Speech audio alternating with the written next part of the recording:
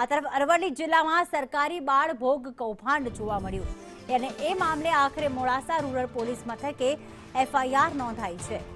3050 kilo શંકાસ્પદ પોષણ આહારનો જથ્થો ઝડપાયા બાદ જથ્થાની ગેરકાયદે હેરાફેરી મામલે 4 આરોપીઓ સામે ફરિયાદ નોંધવામાં આવી છે।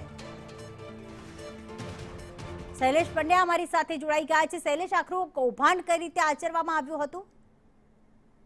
2 દિવસ અગાઉ મહીસાગરથી એક ટેમ્પાની અંદર ભરાઈને બાળકોને જે પોષક તત્વો બાલભોગ બાલશક્તિ વગેરે જે પેકેટ્સ આપવામાં આવે છે ટેમ્પો ભરેલ હતો, જે મોડાસા ખાતે આવતા જાગૃત નાગરિકોએ એને ઝડપ્યો હતો।